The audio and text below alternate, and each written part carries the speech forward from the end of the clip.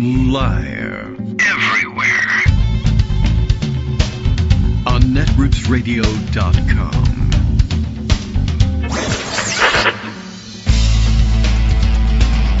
David Waldman. Kagro. In the morning.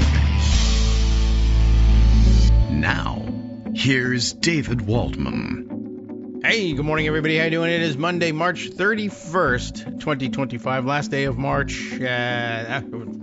Rid of lousy smarch and lousy smarch weather. The weather's nice. March has come in, well, I don't know if it went in like a lion, but it is going out like a lamb, but don't worry about it. April is going to have some lion in it. It's going to get chilly again and rainy, and some of you had severe weather, and all sorts of things are still happening. So, all right. And I guess those of you who were fasting during the program for the past month because of Ramadan, happy Eid to you. And how's it going? I don't know. What do you ask about that? How's your Eid? Pretty good. Get to eat. That's nice. I don't know. Not up to speed on the Eid greetings. But okay, well, anyway, it's not on my universal calendar anymore. I need a better calendar. I still need to find one that will. Although now, of course, that will be a DEI calendar, and that will be outlawed. So obviously, we're not going to have that. All right. Well, we have plenty of other things to catch up on, and it's Monday, which means the weekend is over, which means the wild period of the Trump presidency. The truly wild period is the commute back and forth to Florida and golfing for the weekend, when they don't have anything scheduled for him, and Trump walks back and forth to the helicopter or schmoozes with the press on the plane. And I guess this weekend's schmoozing stuff was, oh, by the way, I want to have a third term. And that sparked all sorts of discussion, of course. None here. Of course, we were out for the weekend. And to be quite honest with you, that's not... I guess that's my top story in terms of, well, here's the crazy thing that he said during the weekend. But that's not, it's not news to you or to me that he wants a third term. He was talking about that during his second term. And early on in his second term, he was saying that, early on in his first term, he was saying, they've ruined my first term by impeaching me, and so I should get a do-over now that I've been, right? So he's been talking about a third term since forever. I guess there's more discussion about the specifics, maybe, of how he thinks he could fool people into believing that it was constitutional to do so. That's maybe a new addition. But of course, well, just like with almost any other subject, Democrats have managed to turn this into, I don't know, this morning seems to be online, a fight between people who said, I spotted that he wanted to do this first. No, I did. No, I did. And I'm the only one that's sort of a Democratic tradition. So I wanted to let everybody know that I'm the only one who sees the real problem here. Everybody else is being distracted. There you go. So listen to me. All right. Well, at any rate, that is in the news. There are many other stories, of course, continuing from last week. I mean, look, SignalGate continues. That's really what we ought to be talking about, I think, still in terms of the top story. Trump still has done nothing about it, and I think there's actually frustration building inside of the Republican Party about the fact that nothing's been done. There's still kind of an embarrassment.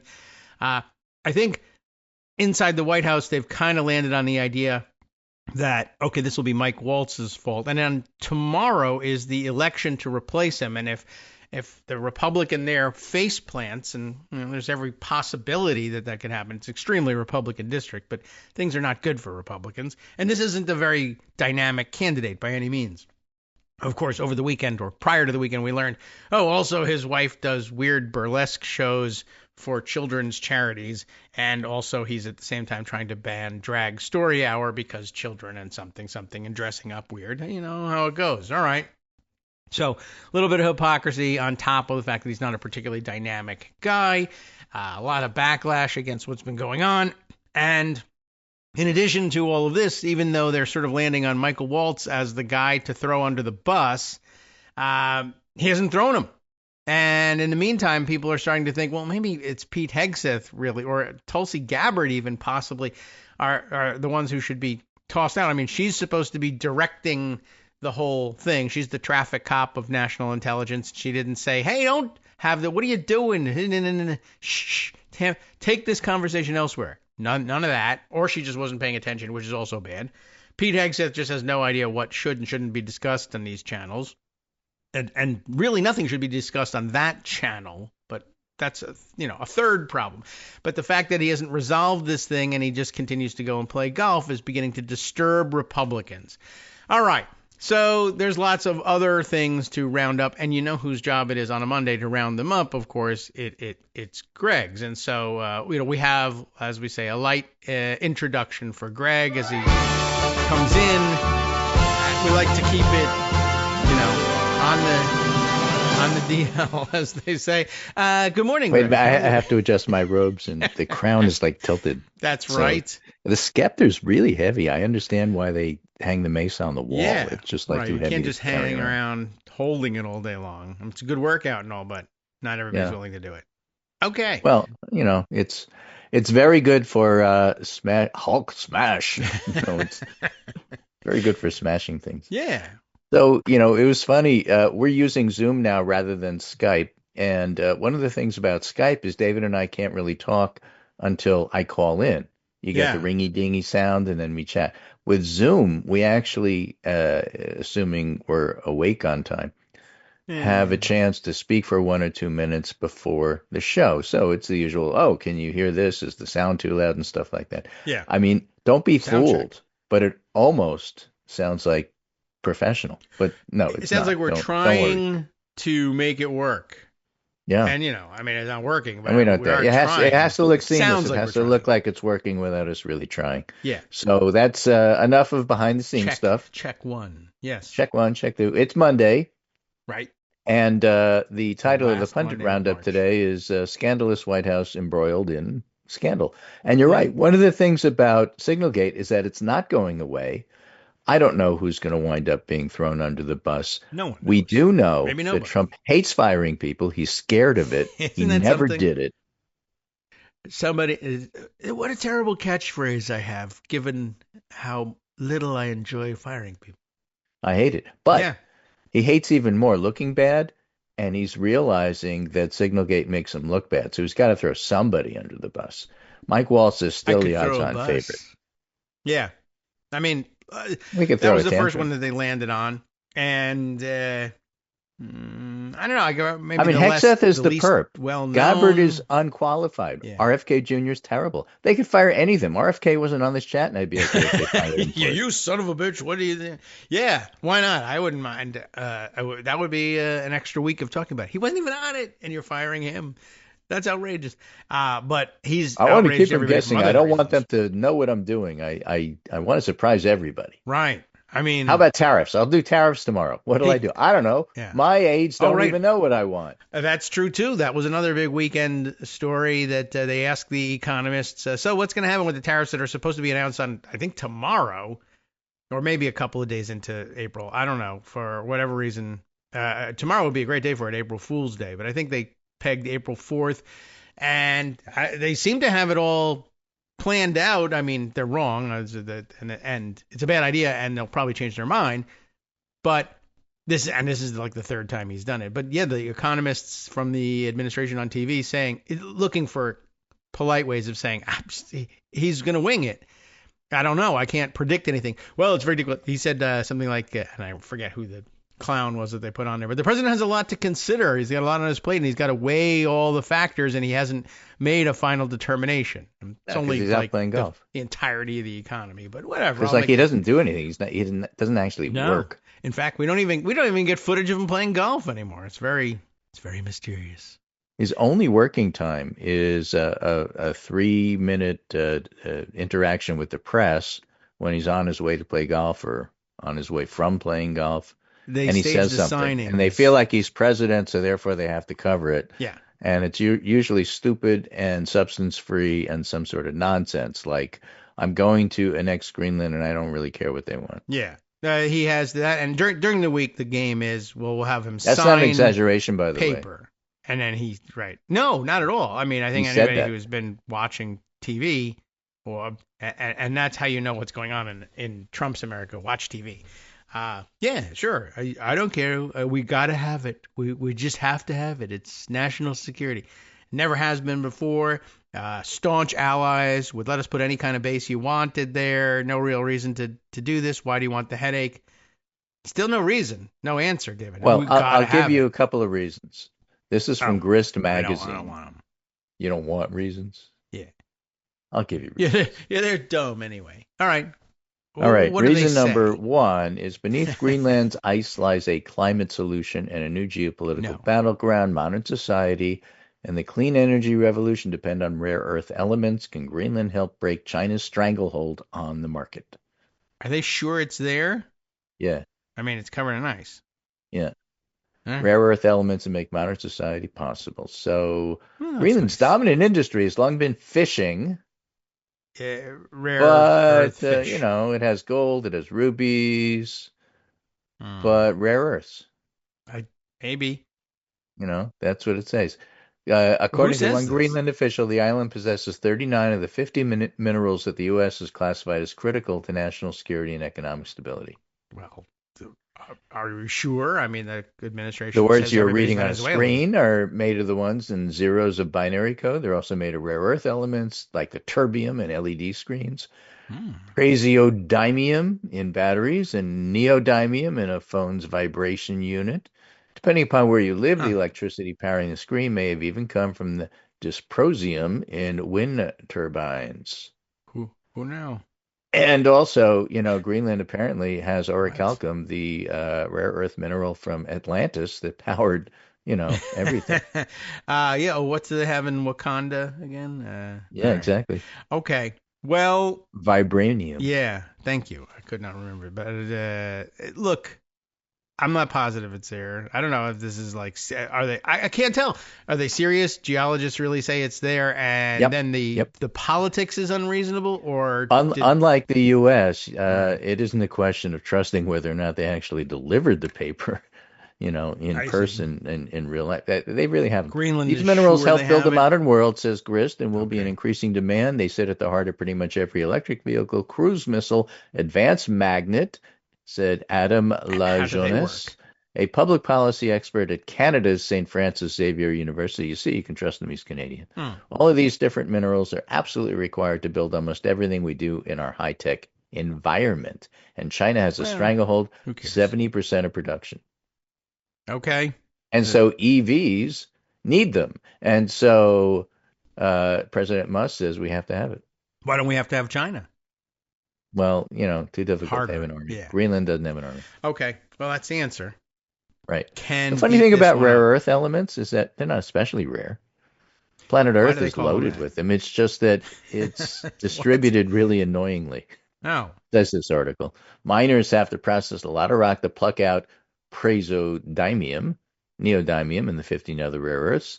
That makes minerals very difficult and dirty to mine. For every ton Oh, of rare earth, great. 2,000 tons of toxic waste are generated. Oh, that's exactly what we're looking for. Right. Fine with China. Yes.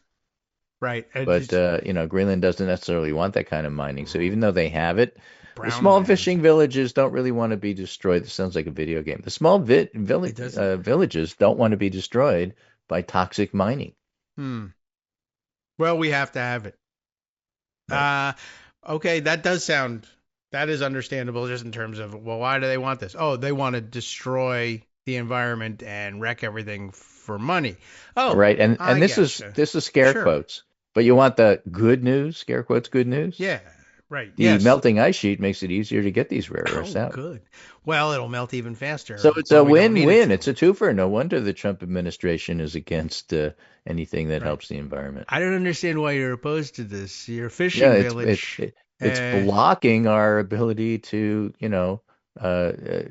mine Greenland. Very few people know this, but I had an uncle who taught at MIT. Very smart, very brilliant man. And honestly, glaciers, very few people know this, are made of ice.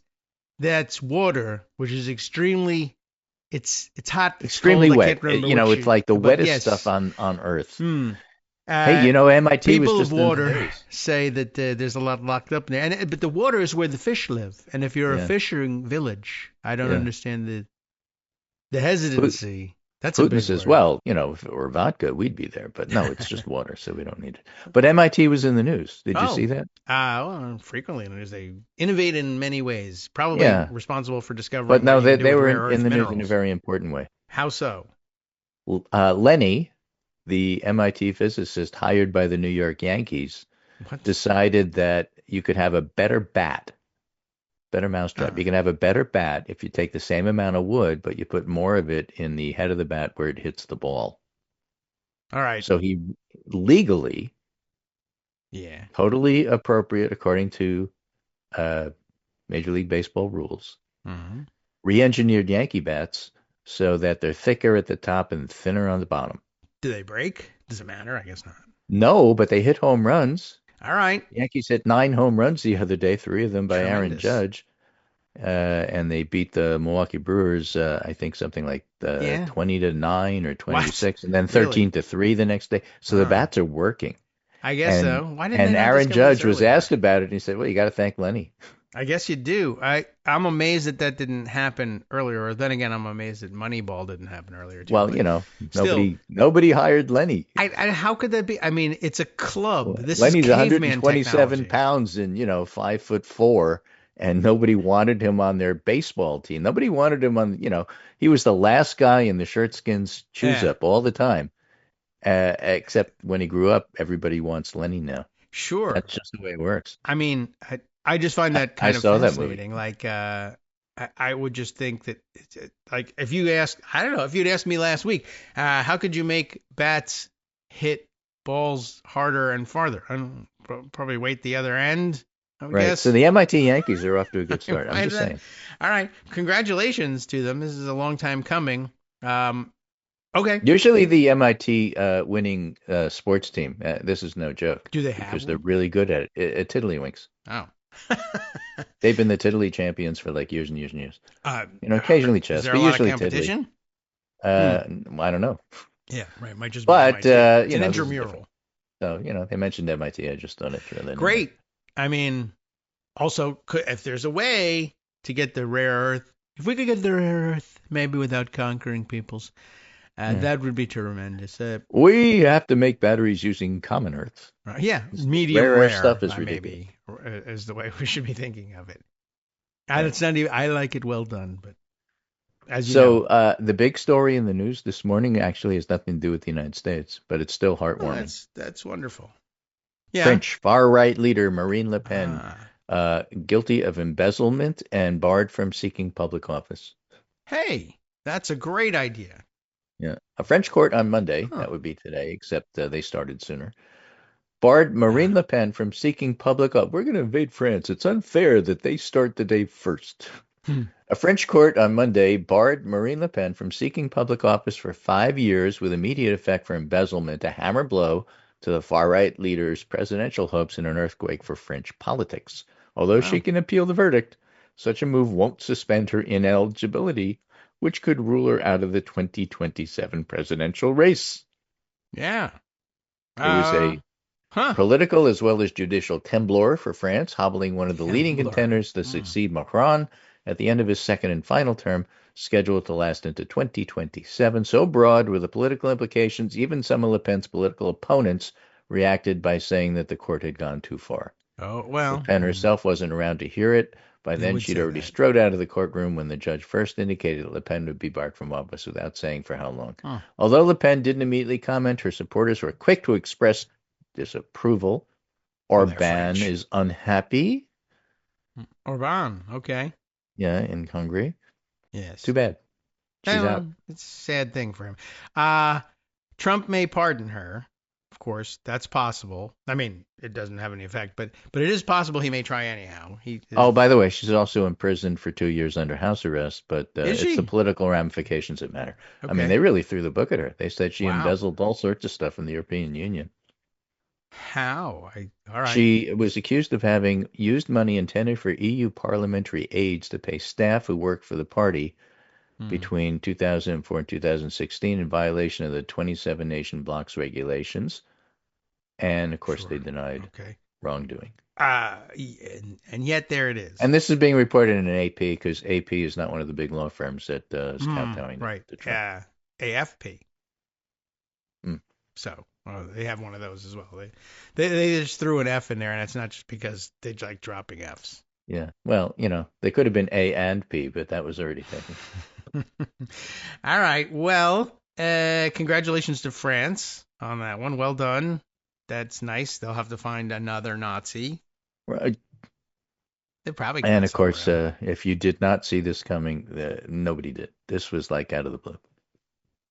For me, it certainly was. I haven't been watching them. I mean, I know she's been in trouble for a while, and I I think have to keep an last eye on what's time going on there, around and I didn't even know this was on the docket. yeah, I didn't either. Although my recollection is this is the second time that we've heard that she's been screwing around with the finances surrounding French elections. But Well, I think look, it if was you can't before get it was rich running taking for Russian office, what's money, the point? maybe. Yeah, I can find no real reason. All Yeah, the right. U.S., certainly believes in that. So let's go back to the United States, and I have a pair of Here we are. articles here, a pair of newsletters Oh, from Steve Vladek. oh, okay. And I like Steve because Steve is a good lawyer, but he also like summarizes in English what's going on Yeah, for I think he lay does a people great like job with this. myself. So he does a really nice job with it. And his first one Hmm.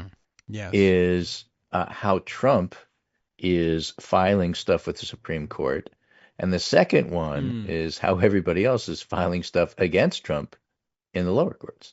And winning. So, and winning. So the first one, the Yeah. Trump reckoning reaches the court. Um, Which one? the Supreme Trump. Court, Well, Trump reckoning. the Which Rare Trump reckoning? Earths Court. There's an Okay. unprecedented flurry of activity we've seen from the Trump administration at the Supreme Court, including the filing of three separate emergency applications in the last 4 days, each of which seeks to put back into effect controversial policies or blocked by federal district courts.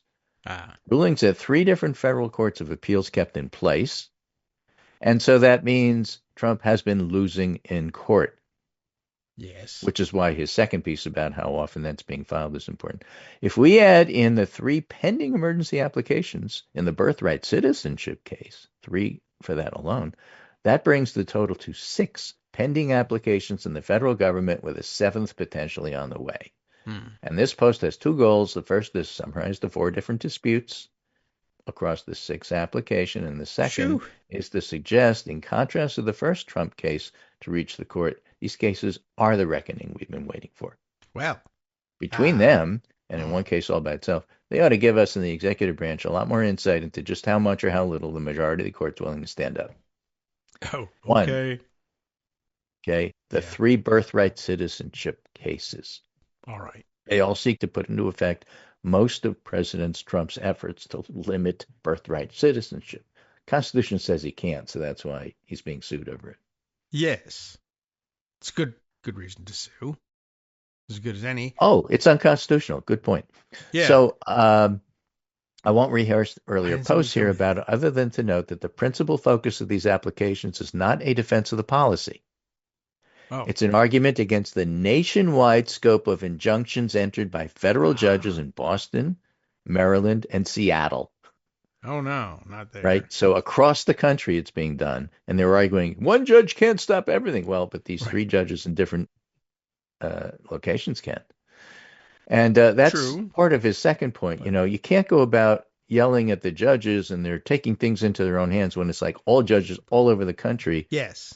Maybe it's your policies and not the judges that are the problem. Yeah. Steve has been making this point over and over again in the last couple of weeks that the Trump keeps saying radical, crazy judges, but it's every Right, but judge. It's like 30 of them have said no to you. yes, he's left in place these injunctions by the First, Fourth, and Ninth Circuits. These applications are a singularly poor vehicle through which to consider the issue, which Okay. is why the court is slow walking them. Even though the government filed the applications on March 13th, 2 weeks ago, the challengers' responses aren't due until April 4th. Remember, this stuff is blocked Mm, until they decide. yeah. So if you slow walk it, it means Trump can't do anything. That suggests a ruling sometime the week of April 7th. That's next week. And one that, at least going off these tea leaves, is not likely to go the government's way.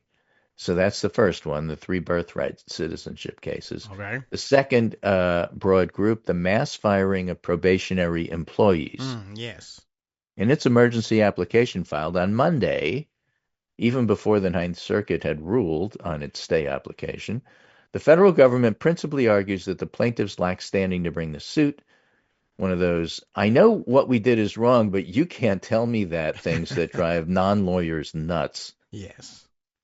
It's wrong. What's your problem? Well, we don't want to rule on it, so we'll find some reason to say that the guy that was injured really wasn't injured. And Or it that any doesn't matter. challenges to OPM's, that's the Office of Personnel Management's actions, have to go through the internal administrative process provided to government employees through the Merit Systems Protection Board, which Trump wants to restructure.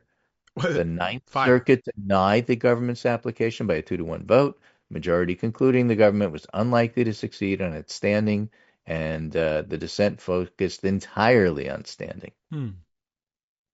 Okay. I don't think that they should bring this because, like, I don't know. Justice Kagan, as Circuit Justice for the Ninth Court, what happens is each one of the justices gets one of the circuits under their purview. Couple. Yeah. At least one. So they get to decide what happens Yeah. in a dispute. And they waited, Kagan waited for the Ninth Circuit to rule before ordering the plaintiffs to respond. That response is now due on Thursday. That's April 3rd. And although the government has also asked the court and Kagan to issue an administrative stay, the court didn't grant it. I see. And that would be up to Kagan. And I guess what Awesome. happens is Kagan can decide whether or not to offer a stay, or at least Kagan can decide whether or not to bring it to the full 9, Yes. the 9 Nazgul, and she didn't. So. Okay. All right, Well, we'll handle seems the like other it's two Control. Yeah. big, broad areas after the break.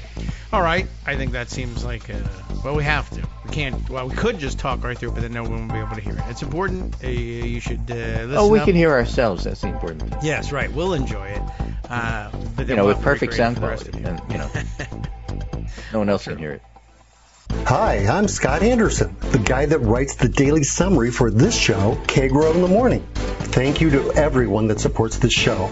Many of you send donations through PayPal, Patreon, Square Cash, Radio Public, and so on. Some of you write your own essays and send them in, or read articles with your own commentary. We appreciate it. Now, some of you are listening to this and thinking, I'd like to help, but isn't there something I could do that wouldn't require money or effort? Why, yes, there is. You can just like us. On Daily Coast, they call it the recommend button. YouTube has a thumbs up. There are hearts and likes and love buttons. Tap our love button. Tap our love button every day. Share our shows and summaries on Facebook and Twitter, YouTube and iTunes, Stitcher and Amazon. Most of these places allow you to write a review, so a sentence or two would be great. Recommend us to social media, or tell your friends to listen to the show. You aren't just helping us, you're helping them find their new favorite thing to listen to. You could change the world. So thank you in advance from me and everybody else in the world. All right, welcome back now to the Kagro in the Morning Show here on Roots Radio. We're a rare earth mineral, really, if you think about it. Waiting to be conquered in the Great Northern Shift here. All right, I'm still sort of fascinated by the fact that rare earth minerals aren't rare, and I don't know why they came up with that word for it. Okay. They're rare if you don't live in Greenland or China. I guess. I don't know. I did see somebody write something up. Do you have any in your living room? No, only maybe. those that are in the materials and equipment that you have, but nothing They're all over on the place. the floorboards or in the couch cushions. No. So obviously they're Someone's rare. making all this stuff toxic. Could be that. Hmm. Yeah, I read somewhere and I put it aside, I think, and I never read it. That, one of those things that'll make you open your email with the clickbait line. Rare earth minerals aren't actually rare, Click here to find out why they call them that. Oh. Right. I'm fascinated I'll by get the back to idea that here you are looking in your couch cushions for $0.25 and $2, and you found them, but you also generated 2,000 tons of toxic waste that have to be disposed of. Well, it's a frequent occurrence here in this house. Look, we found nickel. Well, look, all right. I don't know where we weren't on this. We were on the courts, which is not a we're going to rare do. mineral. So we already Courts. talked about the fact that they'll probably lose on the birthright citizenship cases. They'll probably lose on the mass firing of probationary employees. Right. Happy. Here's women another. This one has West Virginia nuance. And it was the First Circuit, and because it was the First Circuit, that means that Justice Jackson is the circuit justice for the First Circuit. Congratulations. And this is an example of, well, what difference does it make? Because the judges can move with various speeds. And let me give you an example All right. using this. The issue, Department of Education grants. All right. The application seeks to halt a Boston federal judge's ruling that the Department of Education had unlawfully terminated more than $65 million in training grants meant to address teacher shortages. Uh-huh. The government stopped the funds because they said it was too much diversity, equity, and inclusion in it. God, this is so dumb. Yes. So the First Circuit hears this, declines to freeze the Boston judge's ruling, Yeah. All and right. in a technicality here, says the district courts, in fact, can rule on this. It doesn't all have to go to the Court of Federal Claims, as Trump says. They have the Okay. power to hear the plaintiff's challenges, Why the not? district courts do, and the plaintiffs are likely to succeed. So Justice Jackson hears this, doesn't act on the administrative stay request, and she says the response is needed by 4 o'clock today. Well, she's got an open Thus, schedule. Steve Vladeck says we may well get a ruling in this case by early next week, if not sooner. So, of all the cases, this is the one that's at least on people's radar, but the one that may go first. Okay. Simply because the person at the Supreme Court in charge of the appeals court basically said, no, you have to respond. Everybody has to respond like now. Yeah. In the Wow. next 15 minutes, and therefore it's going to be fast. Not Whereas busy. another judge could say, yeah, well, I'm responsible for this other circuit, Yeah. and you could do it sometime in 2026. I'm in no Yes. hurry. Well, the circuits are not the same size. You know, they don't encompass as much Ninth Circuit's pretty litigation activity. Ninth Circuit is the California West Pacific Coast area. First Circuit is northeast, Boston and north. Not Boston's it's not the that southern much border north. of It's not one of the big ones. Right. So plenty of time there, mostly frozen during the winter months. It's just now thawing, and so they can move quickly. California, as you know, everybody sues one another during a morning commute. Right. So it's very busy. Well, you have time. Yeah. I'm sitting here. I might as well sue the guy next to me. Yeah, I might as well write a 97-page brief. Why not? Sure. On my phone. So okay. So different speeds for different circuits. That makes a certain amount of sense. And of course, obviously, yeah, there are also some justices on the court that you guys don't like very much, and they're in charge of circuits too. And well, right. Those circuits. So I would argue, as a non-lawyer, that differently. the Birthright Act is the stupidest one of them.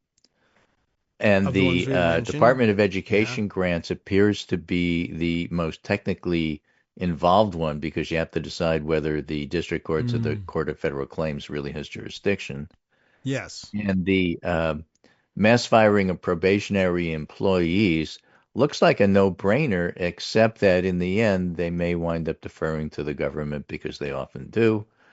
And then in some ways the most important one is the fourth area, which we haven't covered yet, but we're about to, and that's the Alien Enemy Act removals. Yeah, okay. That's the big one. As relevant here, the government is asking the Supreme Court to freeze two different orders from Chief Judge Boasberg, one that temporarily barred the government from removing 5 specific individuals, and one that temporarily barred the government on a class-wide basis from removing anybody. Okay, covering the bases. So on Wednesday, a divided panel of D.C. Circuit judges rejected the government's applications to freeze either of the orders, all 3 judges writing separately. Karen Henderson, the H.W. Bush appointee, who's well known for being deferential to the government in national security cases, wrote a powerful 29-page concurrence, in my view, Steve Vladeck's view, powerful. Okay. In support of that outcome, she was joined by Patricia Millett, who basically was having none of it. Yeah. And said something along the lines of, Nazis get treated better than you are treating these people. Oh. And by the way, there's a new good reason to be a Nazi, finally. New scandal, which is the same scandal, but in an ACLU filing, Andre, the gay makeup artist sent to Ratner prison in El Salvador, was labeled as a gang member by ICE because he had a tattoo of a crown with "Mom" written below it. And on the Well, it's the basis of mom the gang. tattoo alone, Yeah. he's rotting in an El Salvador prison. And I think there was a different story that some documents from ICE came up that were not supposed to be public that basically said if you have a tattoo, that's your excuse. That's all you need, Pretty much. which is Kind ridiculous. of And comes down to that. that is not Tattoos. following due process, and that's the whole reason why this is Right. being brought up. So the government's application to the Supreme Court picks up from Judge Justin Walker's dissent, arguing that the challengers have to use habeas petitions filed where they are detained.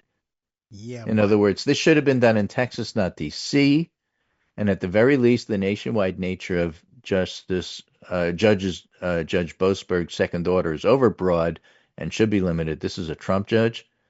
He doesn't like Yeah. that they brought it in D.C. where they're going to win, and he just showed them why they're going to win because people like him are outnumbered.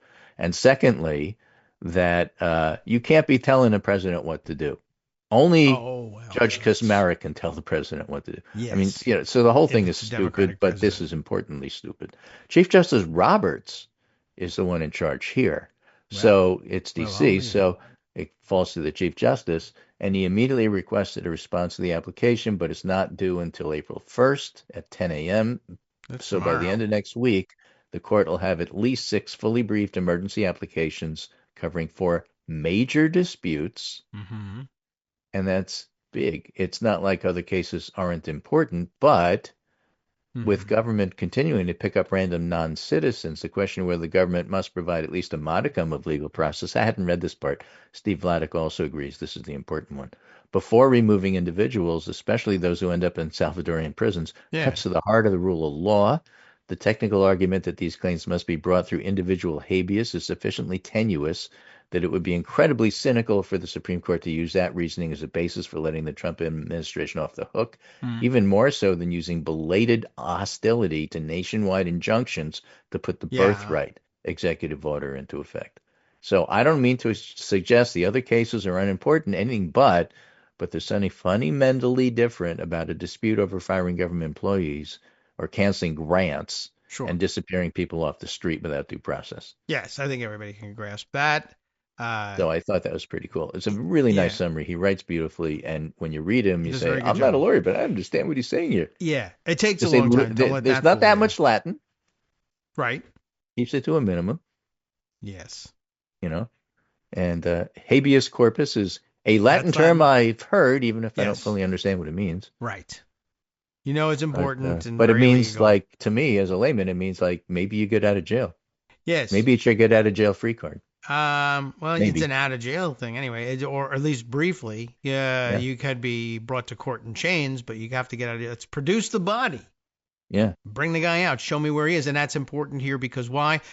In many cases, they don't know where these people are, which, by the way, is a good reason to... Which is not much better than El Salvador, but it's a good reason to tell this other judge, your idea about, the habeas petition has to be filed where the prisoner is being held. Yeah, where's the prisoner being held?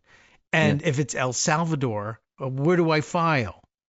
Like that's I understand that's the rule, but that was the rule for when the federal government did things like, as much as I'd like to win this case, this is where we're holding this person. So now you have an answer. File here. It's not forum shopping. It's just look, they were arrested. It was not even arrested. Swept up off the street without an arrest in Boston, in New York, wherever, and then they told us they were going to New Jersey. No, they're in they're in Louisiana. No, they're in El Salvador. Where do I file? Where? You tell me. Exactly. So no deference for that. Thank you very much. So in a different set of discussions, Steve Vladeck says, here's something different. Take a holistic look at the public discourse surrounding the role of the federal courts versus the current administration, with Speaker of the House Mike Johnson suggesting Congress should pursue legislation to eliminate district courts that have ruled against the executive branch. Mike Johnson is such a tool. It's pretty dumb. He's living rent-free in a Heritage Foundation house in Washington, I understand. Well, rent-free. But, there's no corruption going on here. With both the House and Senate Judiciary Committees set to hold hearings this week on nationwide injunctions, it seems worth providing some actual data with which to analyze some of these claims. To spoil the punchline, unlike during the Biden administration, when challenges to federal policies were steered to a small handful of carefully selected Republican-appointed district judges in the Fifth and Eighth Circuits, these cases are being brought in a far broader range of district courts and before a far broader and random assortment of federal judges. Yes. And although judges appointed during the first Trump administration have been especially reticent to rule against the federal government to date, there are plenty of examples of adverse rulings by judges appointed by other Republican presidents. Yeah. Too long? Don't want to read? The data strongly suggests the cause of this unprecedented flurry of judicial activity is neither the judges nor the courts, nor I would add, not Steve, but me, nor this policy of nationwide injunctions. It's the policies. Yes, that's the issue. And opposition to them is widespread across ideological spectrum, geographical distribution, legal approach, different circuits, different levels of the courts. Yeah, and it's not entirely the case that all Trump judges are ruling with Trump. They're, as he said, far more reticent, but there's a couple of Trump appointees on the books as well saying, actually, I went to law school and I studied hard and this is important to me. Right. And you can't do this. So Steve mentions, by the way, there were 2 rulings in the Supreme Court last year who, if you follow the Supreme Court and follow these cases, are interested in them. Most of us aren't. The first one was United States versus Miller, which is a technical bankruptcy case. And Justice Jackson wrote for an 8-1 majority, siding with the federal government in a dispute over the scope of a statutory waiver of the federal government's sovereign immunity with respect to certain claims related to bankruptcy. Holy cow. I'm sorry. I felt so different. But the second one was more interesting, actually in your wheelhouse, Bondi versus Vanderstock. Bondi.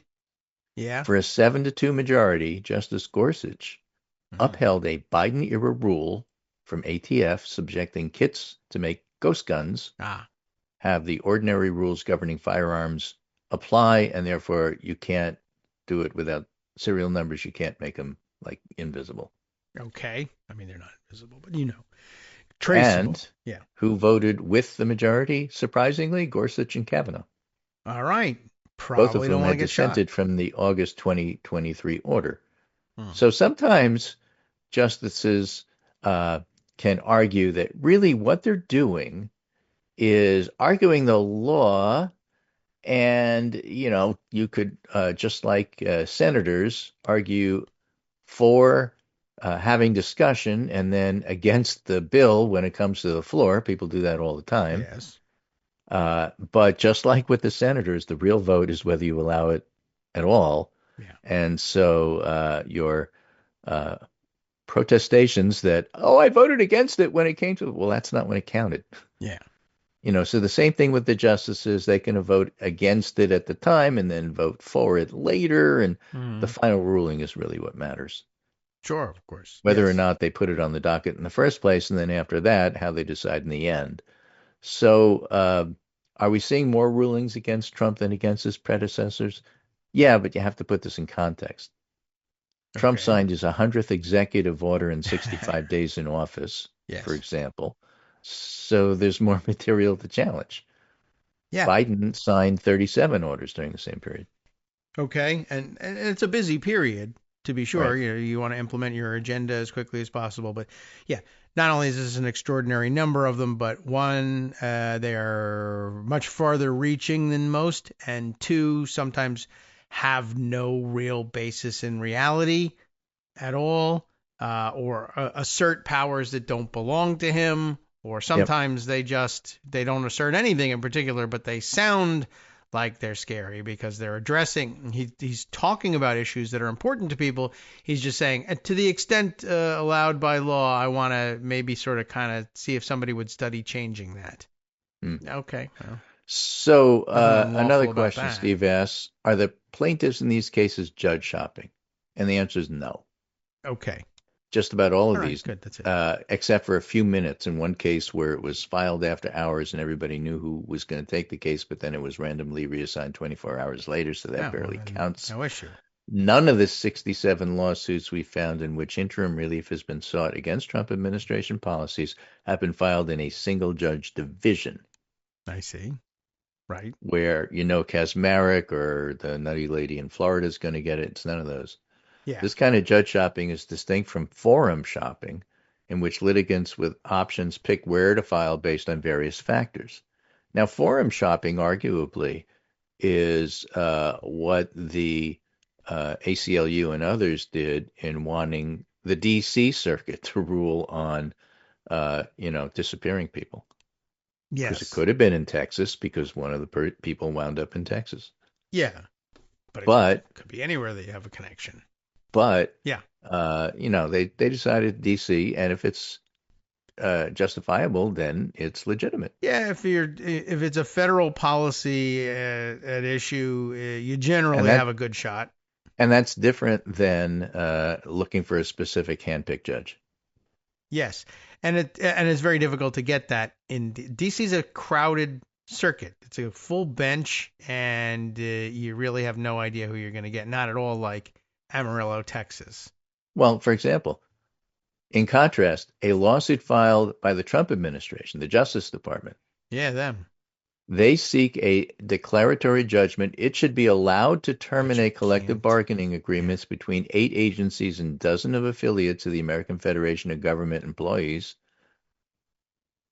Where did the Trump administration file? Waco, Texas. Where it has 100% chance of being assigned to a Trump-appointed district judge. And where any appeal goes to the Fifth Circuit. It's the height of irony that the only judge shopping we're seeing in Trump-related cases is from Trump, while Trump complains that his enemies are judge shopping. You know how that goes. We even have a saying for it, that every Republican accusation is a confession. Absolutely. And here it is. There are, federal employees being fired in Texas and presumably in Waco, and that means jurisdiction is you can establish jurisdiction here. It might not be the best forum, and there is a doctrine under which federal judges can say, well, no, you can make a case for Waco, Texas, yes, but you'd be much better served in Washington, D.C., New York, Philadelphia, I don't know, whatever they might decide. But it doesn't have to be there. It doesn't have to be the single best option, just so long as the judge. So how is Massachusetts different than Texas? Texas allows you to shop for Trump judges.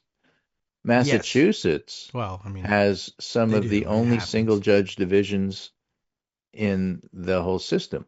Single judges in Springfield, single judges in Worcester. Is that right? But on February 11th, that court quietly changed its case assignment rules so that you randomly get somebody across all of the district court's 20 judges.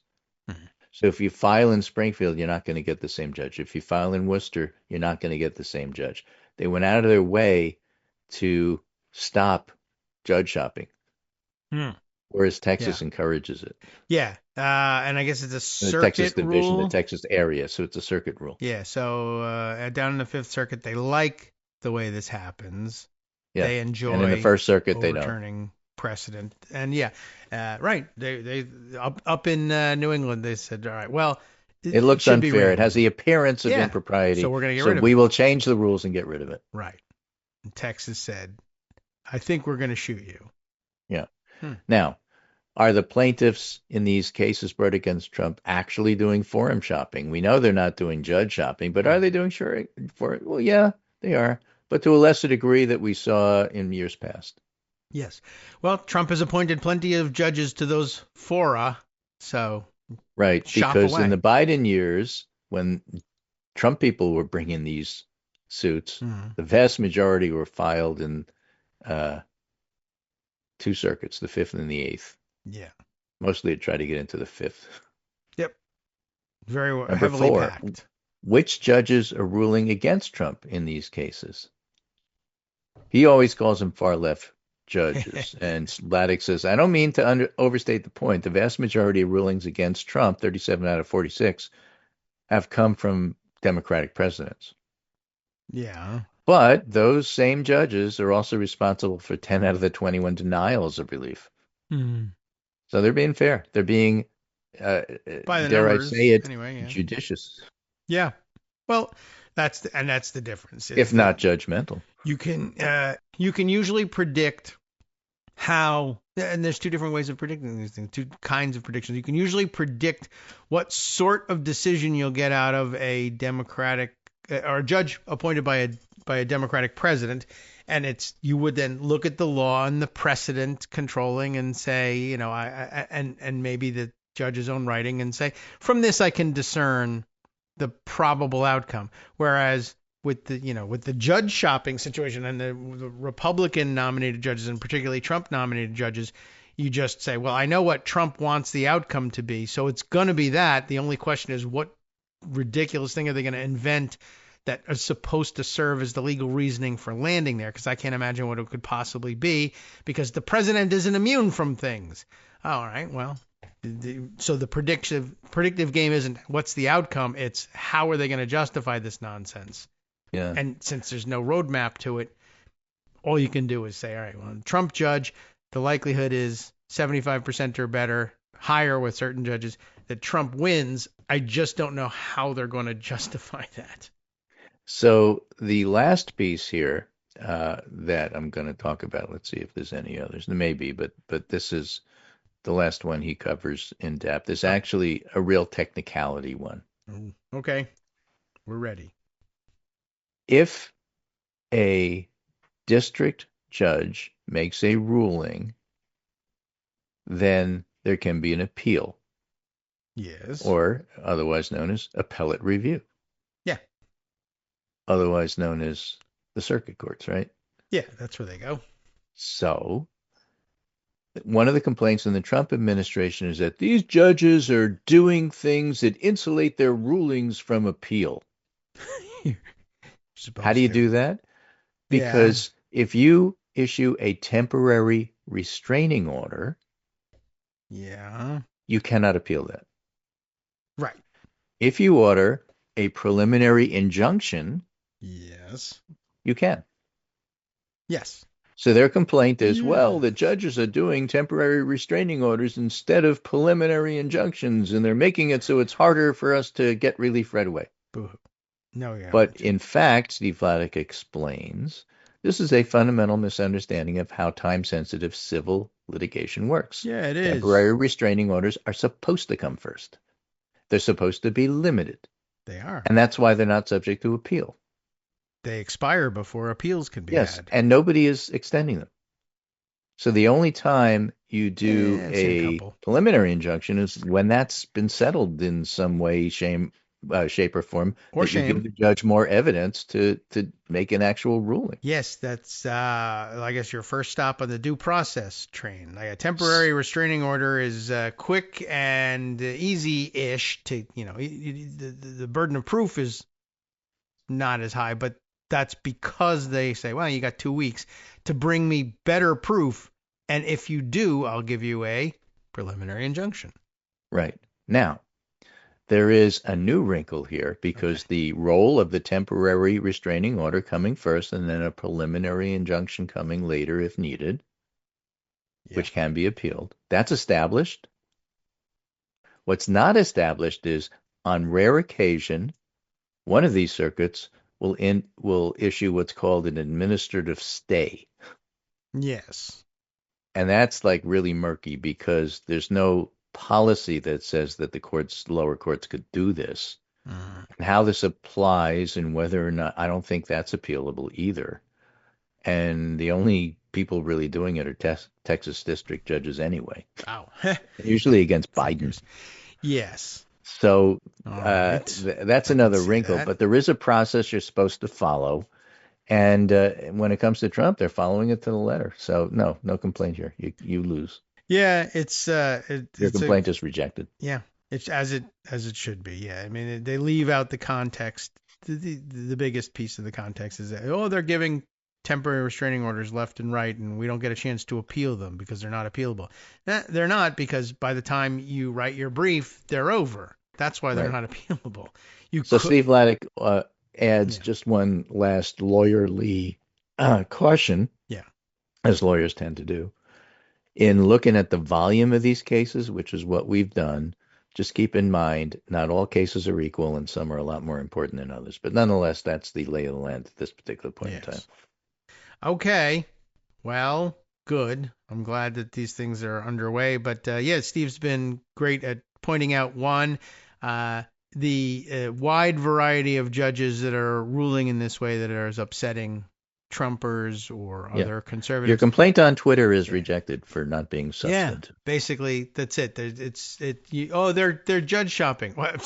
They've shopped for 47 different judges across 7 different circuits. What are you talking about? Well, they're taking these in front of U.S. judges instead of Russian judges like we want. That could be the problem. That's judge shopping. The other complaint, or the other thing that Steve Vladeck has pointed out related, is the number of emergency applications for Supreme Court relief that the administration has asked for in this short time they've been in office. And that is, that's, I guess you could call that a sort of a form of, well, if not judge shopping, forum shopping. I mean, there's only one Supreme Court, but basically the idea that everything needs to be appealed on an emergency basis right away, direct to the Supreme Court to bypass the circuits because I know the circuits don't like me.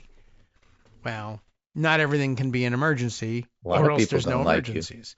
Yeah. I mean, so that doesn't make it unique or unusual. No, it's very commonplace. Not they don't like you. Well, duh. Of course, nobody likes you. Yeah. You're actually not very popular. So good points all made there, and weedy stuff for the courts. But he does do a pretty good job. We like understanding process, just like in Congress. I ask you these things because I read it and I say, that makes sense. Does it really make sense? Yeah. And I think it does. It gets confusing with the terminology. Well, a temporary restraining order versus preliminary, but they both sound like they're kind of temporary.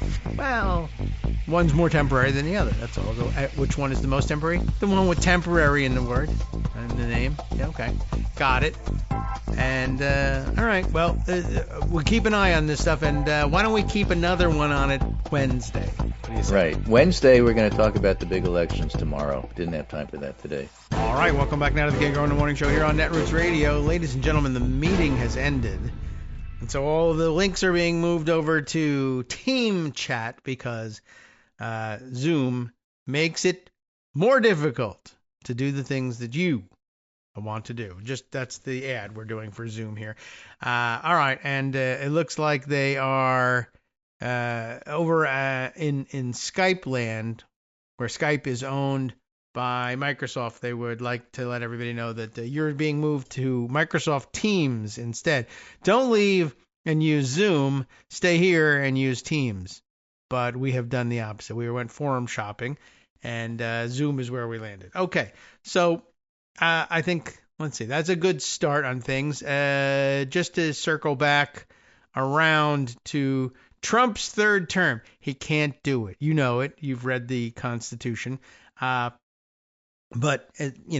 what does that matter? Duh. There's a Washington Post piece on it that attempts to explain, like, what the hell are you thinking, kind of thing. I guess we could read through that and just get a sense of like where his scrambled brain is landing. But another piece, I guess we'll use this as a bridge, sort of as a segue to it, because it also represents scrambled Republican brains with respect to the Constitution. And I mean, there's so many pieces to this, like, and some of them they've managed to get the Supreme Court to buy into, like, the Constitution says that presidents and past presidents and maybe people who will become presidents in the future, but you don't know that except if you have a DeLorean time machine. But if you can prove that you've got that and a flux capacitor, the court will hold a future president immune as soon as you get back from the future and tell us that they'll be president from anything. Well, that's not really a doctrine, but they invented it, and now all of a sudden here we are. And the 14th Amendment says you can't be an insurrectionist and run for president, but now you can, because we can just say you weren't really an insurrectionist. It was a day of love, and everyone was a tourist. And from 1861 to 1865, there was just a lot of, touring the country going on. That's all. And it was all done out of love. So anyway, any number of things can happen with this. But by way of bridging over to the next possible misunderstanding of the Constitution. I mean, it's facially a misunderstanding of the Constitution, but they might change the face. The Constitution might get a facelift. It has had some work done, is what we're saying. It's bleeding badly from a facelift, as Trump might put it. Republican loose cannon, maybe not even a cannon, I don't know, Victoria Spartz, among the weirdest of the Republicans, kind of, like I would say, vying with Thomas Massey for chief lunatic, unhinged lunatic. And by when I say unhinged, it has less to do with how crazy they are, because they're all unhinged in that sense.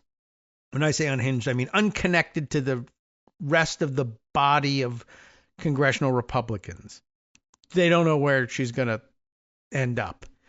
And they're always concerned about her for that reason. Anyway, Victoria Spartz, I guess, had her own town meeting experience at which people, showed up and yelled at her and had, boo, hiss, shut up, you're an idiot, that kind of a situation.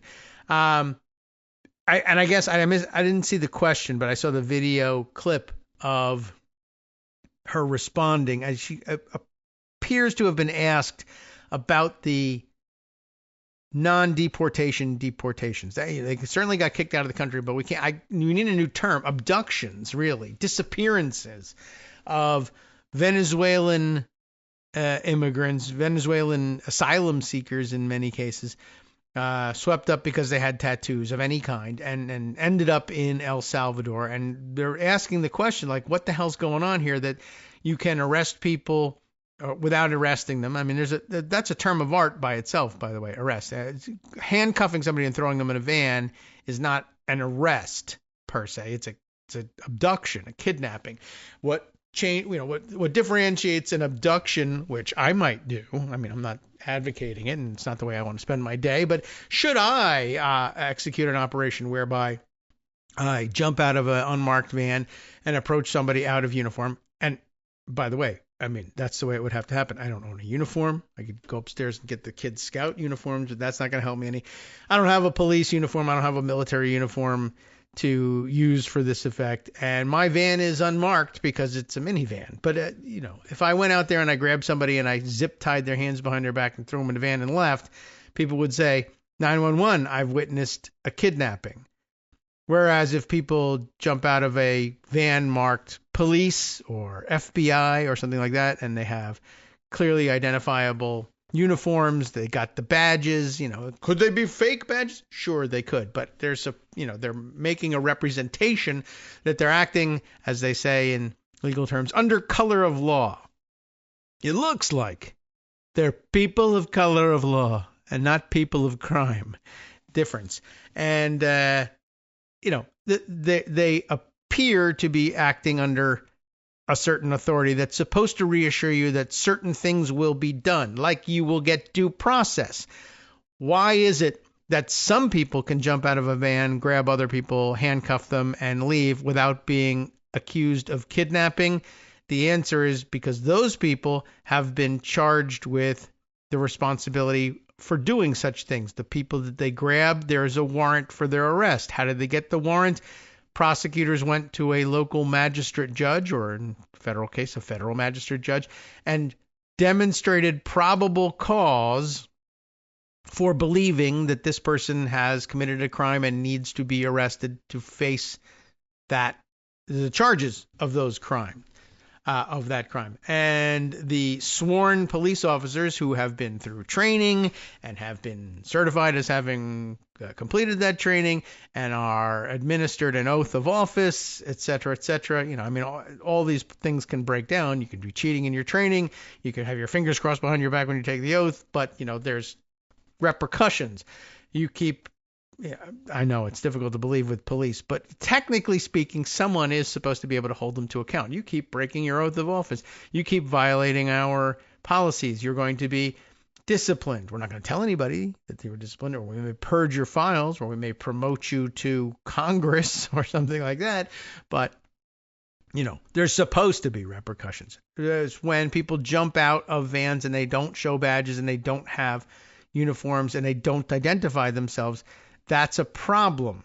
It creates issues. Can it be arranged such that under certain circumstances, exigent circumstances, that's the term they use, it would create that much more danger if the police were not undercover, or we don't want them to be, we don't want to make a scene on the street. We think that there could be bodyguards for this person we're trying to snatch, and we may have a terrorist style shootout in the middle, whatever it is. Or we think we're doing a drug raid. We think that they'll, light the place on fire, blow up the drug lab, flush the drugs down the toilet. There's various circumstances that you can argue to a judge.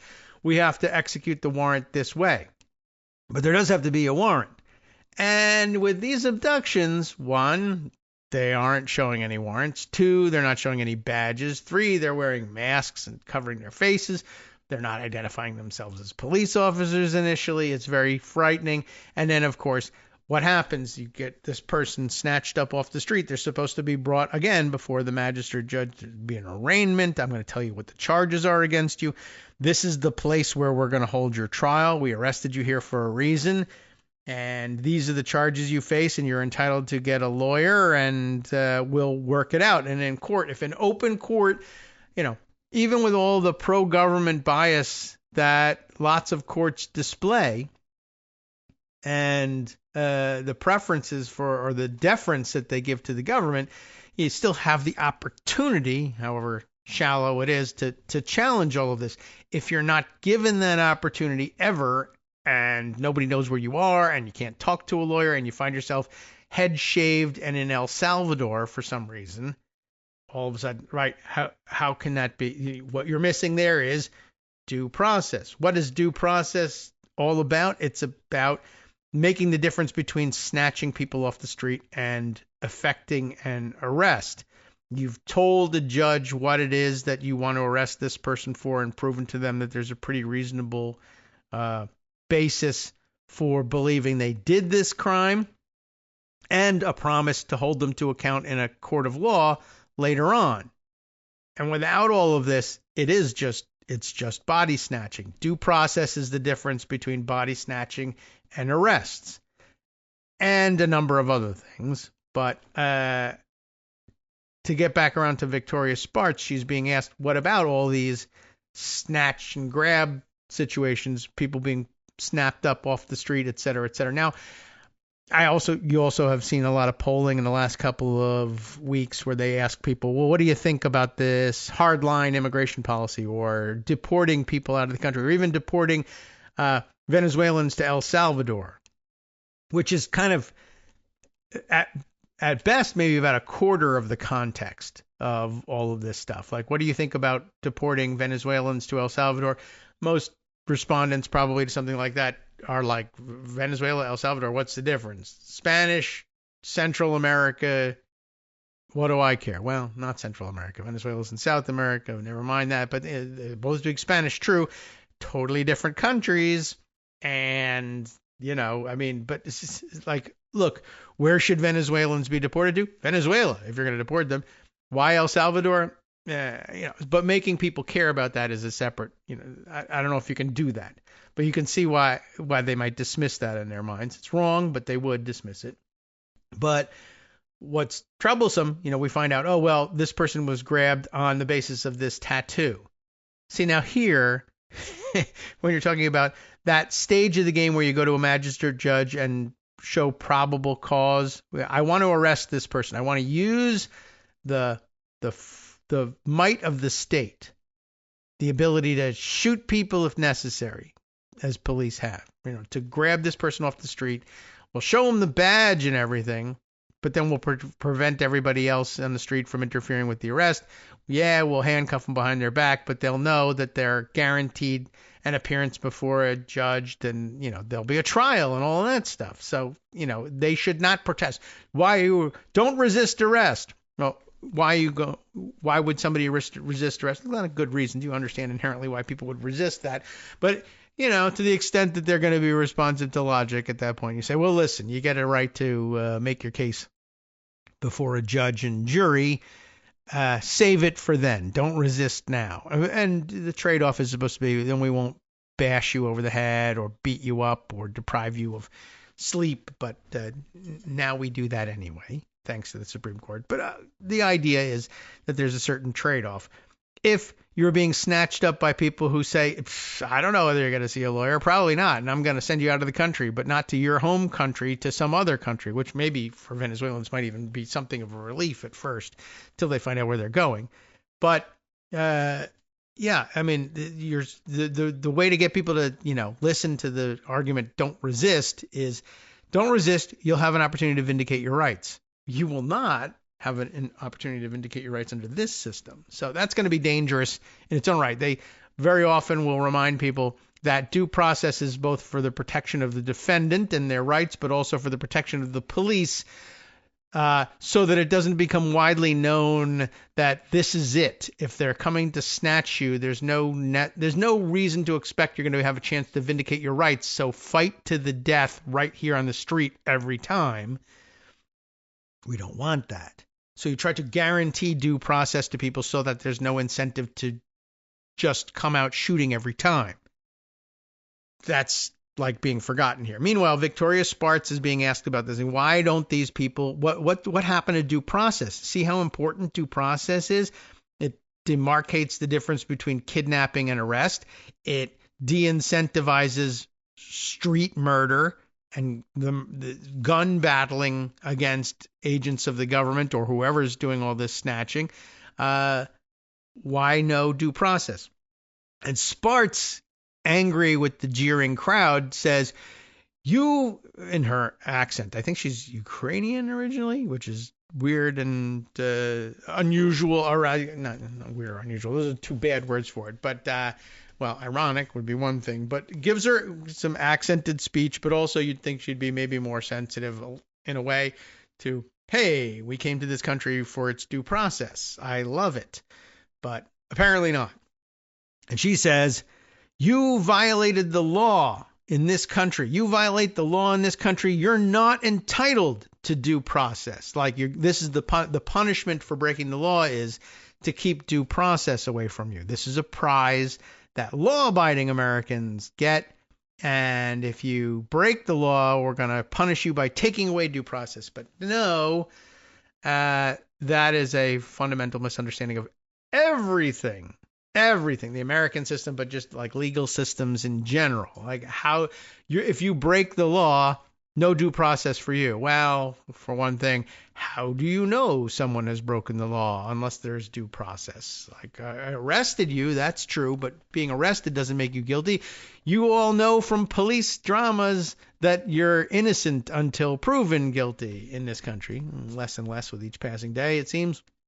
But that's, but to be arrested in order to allow the officers of the state to use that kind of force against you and to offer you some promise of being able to vindicate your rights later, there should be that moment before a judge where you say, we think this person might really have committed a crime that we need to arrest them for. Now, for one thing, being in this country for most of the Venezuelan asylum seekers is not breaking the law, but there's no convincing Republicans of that. You broke the law. You came into this country illegally. No, they didn't. Well, it feels to me like they came into this country illegally because they're here, and I would like to make it illegal for them to be here. That's nice. That's vibes, though, and not due process. But why did you grab this person? Well, they have a tattoo. Now, this is the sort of thing that you would go before a magistrate judge and say, they have a gang tattoo. And the judge might say, some judges will say, gang tattoo, fine. It's wrong. And the warrant will be challenged later on and maybe somebody gets out. But, well, what do you mean, a gang tattoo? Show me what you're talking about here. All right, here you go. And then the judge, like a normal judge, would say, that's an autism awareness tattoo. That's not a gang tattoo. No. You see this loop here, the ribbon is actually a train track that goes around in a circle. And you know how tren in Spanish, tren de Aragua. See? Get it? And if you can convince a judge of that, I mean, bad judge, but if you convince a judge of it, fine. You go and have an arrest warrant. And then that just leads to other types of due process, like an arraignment hearing. And is this person the person you said that you were going to arrest? And did everything go down correctly? Did you read them their rights? All of these things, from police dramas, what's supposed to happen. But Victoria Spart says, well, you broke the law but by the way, what do we do? Coming to this country, presenting yourself at a port of entry and asking for political asylum, waiting for them to adjudicate your case, minding your own business and obeying the law while you're waiting, and reporting for your court dates. All of that happens, maybe not with all of them, but it's at least some of these guys have these same stories. No, I wasn't doing anything wrong. Victoria Spart says just being here is wrong. That's incorrect. And then, of course, you violate the law in this country, you don't deserve due process. Well, no. That undermines the whole thing. Everything from top to bottom. If you break the law in this country, then there's no law. Well, then I can't break it. Shh. I was saying, once you break the law, there's no rules about what we can do to you. Well, that's not the way it works. There's a sound effect for that. That is not how this works! I know. Just calm down. It's very tense town hall.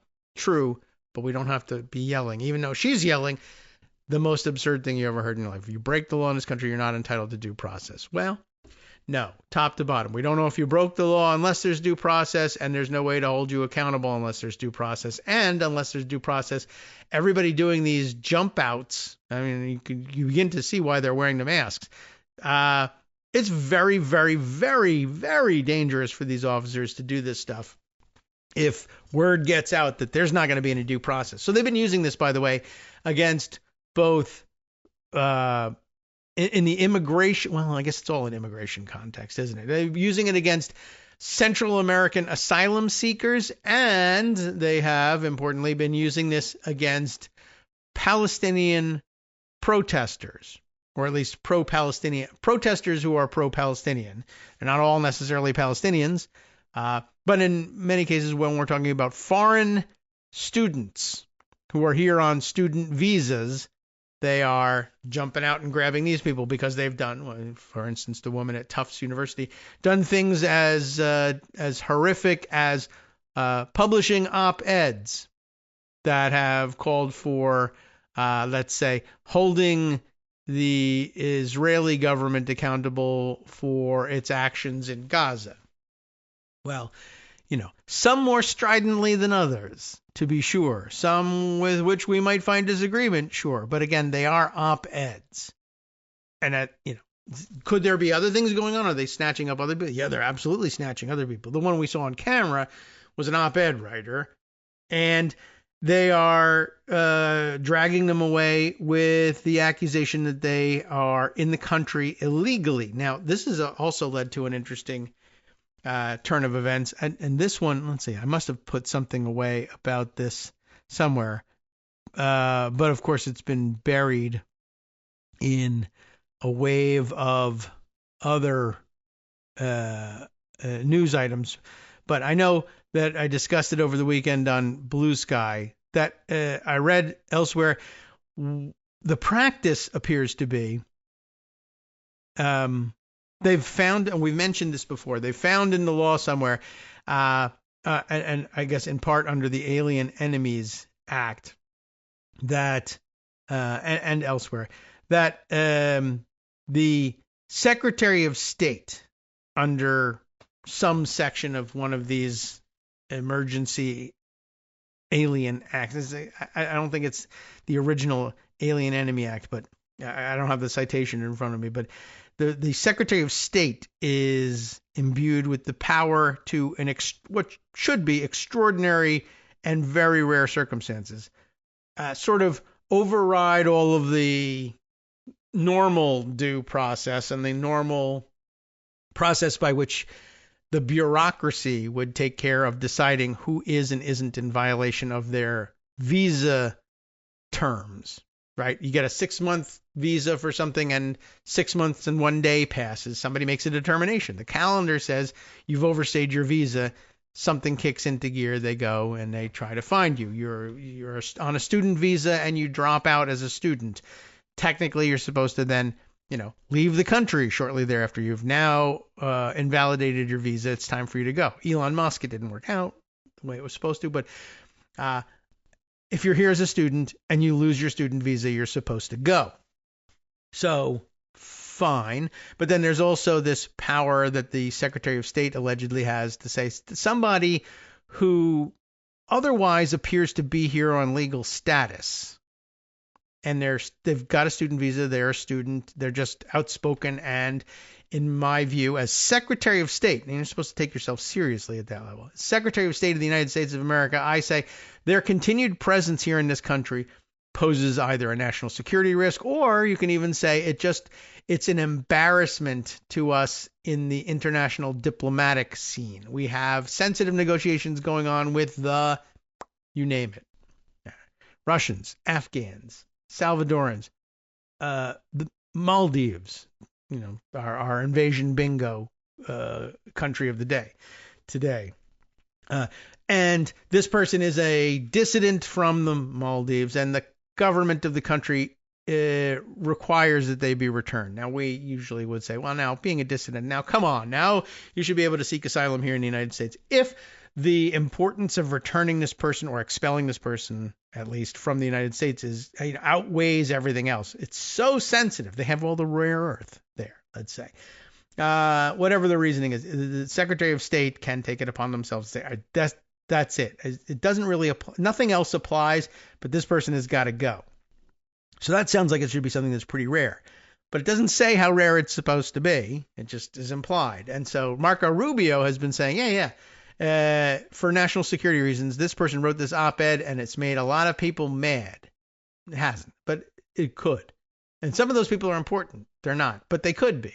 And they're important enough for me to say, I want this person out of the country. There's no, serious limitations to that, because it was written at a time when it would be so mortifying and embarrassing for a Secretary of State to do this willy-nilly that they would almost certainly resign once they were found out. Not with Marco Rubio, not the case in the Trump administration. So we got our hands tied here. So what happens? Marco Rubio says these people have to go. And then they snatch him up, but then they, don't do any of the due process that goes along with this. Like, why? What's the fear, right? You could simply arrest this person. Go to a magistrate judge and say, we want an arrest warrant for this. Why? What's the charges? What do you think this person's done? Well, it's not so much that as the Secretary of State has used this, extraordinary power to declare that this person needs to be expelled. We want the warrant to enable us to collect this person and expel them in accordance with the Secretary of State's pronouncement. And in most cases, the judges will say these days, now they know, but prior days, what? The Secretary of State can do that? They look it up. There it is. Yes. Okay, fine. You're here with the paperwork. You're doing the due process. Fine. Yeah, go get them. And then that person can challenge their expulsion, and we'll point to this statute and we'll say, sorry, but that's that. And that'll be the due process here. So why not simply ask for that? I don't know. There's lots of theories. Well, they just want to make people afraid. That's true. They don't know how courts work. That's true. They don't care how courts work. That's true too. They want to tell courts that they don't care. That's also true.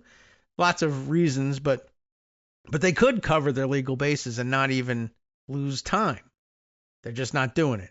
Anyway, so now they're snatching these people up and expelling them supposedly on the Secretary of State's authority.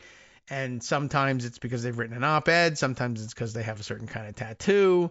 And Victoria Spartz doesn't care. It can happen either way because they broke the law in this country. So the other development in the visa thing was that essentially now, I don't know whether it's dodgy boys doing it or dodgy boys just facilitating the work of others to do this. But now what they do is they say, suppose we have somebody who's written an op-ed that really bothers us, and they're a student and they're here on a student visa and they're enrolled in courses and there's nothing we can do about that. They're definitely students. What can we do to get rid of them? And the answer is we can break into the computers and change the date of the expiration on their student visa and then say, I backdated it. It expired 2 weeks ago instead of 6 months from now, and then you go and you snatch that person up and they say, what have I done wrong? And you say, you're in violation of your visa. You overstayed your visa. You're in violation of immigration law. No, I'm not. I have 6 more months on my visa. That's not what my computer says. David Lightman and Ferris Bueller have broken in, and you were supposed to have 9 months, but now whoop, whoop, whoop, whoop, whoop, it's down to 3 or 0, and you're out, and that's it. And maybe that's why they don't want to go in front of these judges. They'd be found out.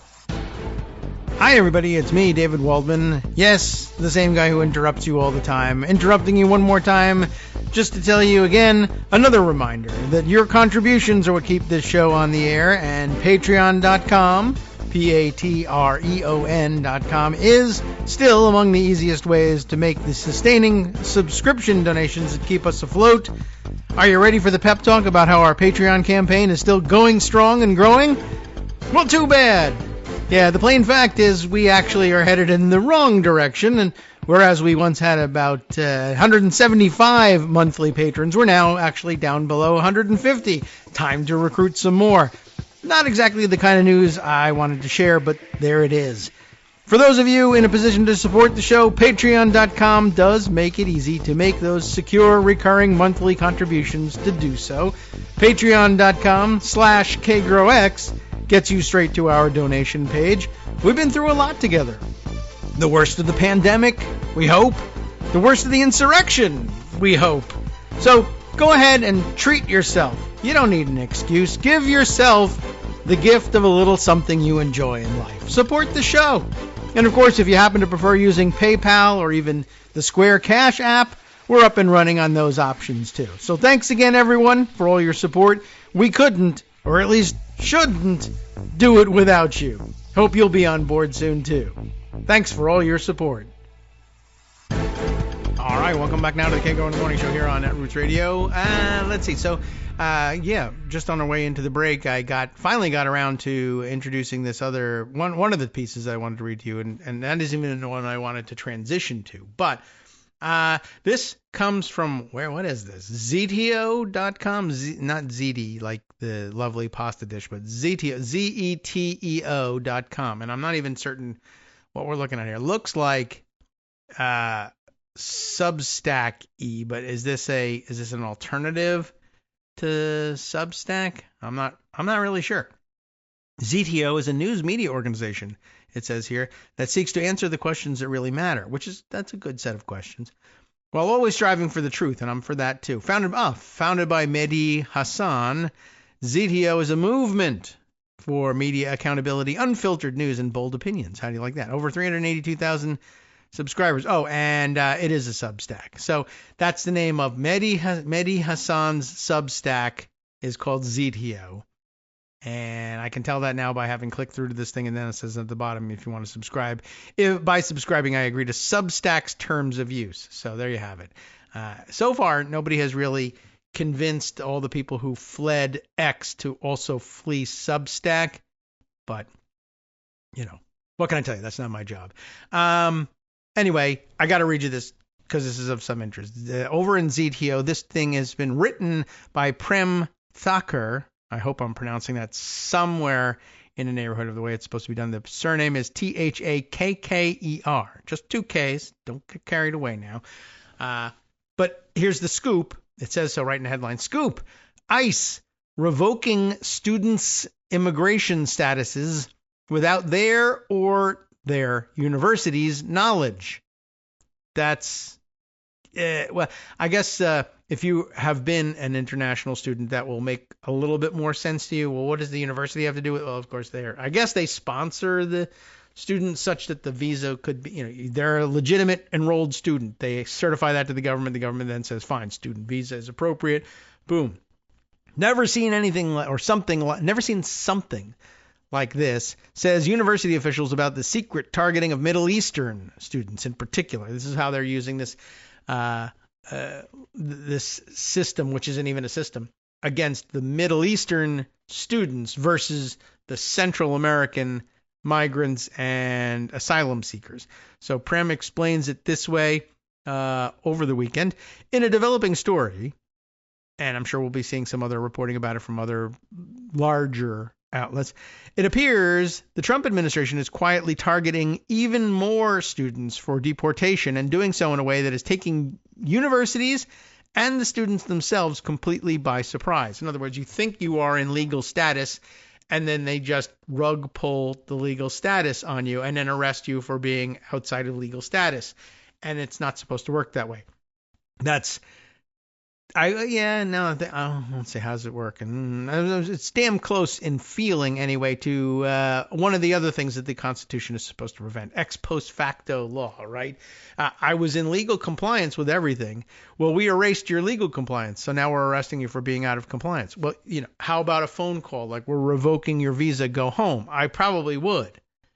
But instead of that, the first I hear that my visa has been revoked is the fake arrest.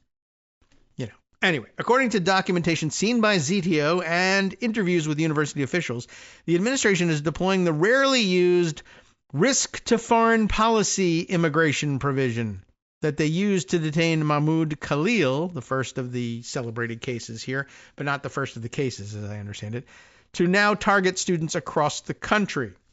And there, that risk to foreign policy immigration provision, that's the discretion of the Secretary of State that we were speaking of earlier. University officials say the targeted students hail from the Middle East and Muslim-majority countries. They've also reported inconsistent notification patterns. Some students have been informed about the revocations by the government. Some have not. Some only found out after officials manually checked internal visa status databases, while universities and officials themselves have mostly seemed to not be informed by the government. So they might leave it there in the computer to be discovered by immigration officials at an airport, for instance, if you're coming through customs. Or in some cases, they say, well, yoink the visa and then go arrest them immediately because that's the way we want it. Revocation by pushing a button is the next section here. The Immigration and Customs Enforcement Bureau, what are they? ICE, Immigrations and Customs Enforcement. I don't know if they're a bureau or a department or what. Appears to be manually revoking students' immigration status, an authority typically left to university staff, like just going into the computer and changing their status so that you can arrest them for having a changed status. Usually the change made manually is, like I said, left up to the university staff. In other words, the only reason it would happen, the only reason it would be a manual change in your immigration, your student status, is if you've lost your status as a student. The university would be the ones aware of that. They'll go in and say, all right, this person has dropped out or isn't taking enough credits to qualify, and so we're going to kick them out, or whatever it is. And then they go in and put in a note. Yeah, not a student anymore, therefore not eligible for a student visa, therefore do what you got to do. Some students and universities are not even being made aware of these revocations and the manual revoking of the status that's being done outside of the university context, which isn't supposed to happen, apparently. So where were we? Some students and universities not being made aware of the revocations, setting students up to be taken by immigration agents without even knowing that it was coming. 3 university officials who were given anonymity so that they could speak freely across the country report that in recent days, student residency statuses in the Student and Exchange Visitor Information System, SEVIS, S-E-V-I-S, I don't know if they say SEVIS, Student and Exchange Visitor Information System. That's a database where residency statuses of foreign students are managed. Well, the listings there are being changed without anyone's knowledge. Sama Sisse of the Center for Constitutional Rights told ZTO that one's visa being revoked does not mean that their status would be too. Unlike student visas, which are entirely documents that allow someone to enter the country, student statuses are what allow people to stay in the U.S. To maintain one's status, a student has to fulfill certain requirements like being properly enrolled in classes, keeping documents up to date, and following work restrictions. A student's visa could expire or be revoked for any number of reasons, but that wouldn't necessarily mean that their status to stay would be taken away too, right? You could stay under a different status. I'm here on a student visa. Well, we revoked your student visa because you're not a student anymore. Well, then political asylum. That could get you status, legal status too, even if it isn't a visa that comes with it. Some of these statuses, which are typically overseen by university officers, are now allegedly being unilaterally revoked by ICE instead. While university officers often oversee statuses in the SEVIS system, CISE, the person from the Center for Constitutional Rights, CISE said that DHS can technically revoke status without a university actively disenrolling a student. He's still taking enough credits. We consider him a student, paid up, taking classes, attending, and in compliance with our, disciplinary requirements, etc., whatever they may be, never been in trouble, whatever. DHS can now say, doesn't matter. You're out. No more status for you. Still, the practice is alarming students and university staff across the country. As one official put it, someone at ICE pushed a button and now students are, quote, illegal through a process that absolutely should not be happening, right? Now you're illegal and you broke the law in this country. You're not entitled to due process. By the way, speaking of what Spartz had to say about that, I think it struck everybody as immediately ridiculous. But what are they doing with the people who Spartz says don't deserve due process? They are imprisoning them, sometimes in El Salvador, or kicking them out of the country and, sending them packing in the middle of a semester that they've paid for, whatever.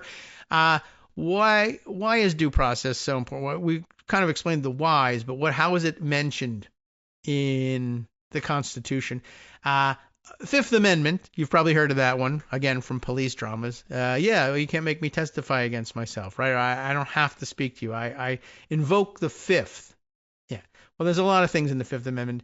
They're all listed, of course, in the amendment. That's where you'd put it. But you remember this, the one that begins, no person shall be held to answer for a capital or otherwise infamous crime unless on a presentment or indictment of a grand jury, right? There's due process there. Somebody has to weigh the evidence, things like that. But among the many other things that are not supposed to happen to you without due process, you should not be, in other words, no person shall be deprived of life. Certainly don't want to just kill people willy-nilly. Liberty, keep them out of jail, or property without due process of law. You broke the law.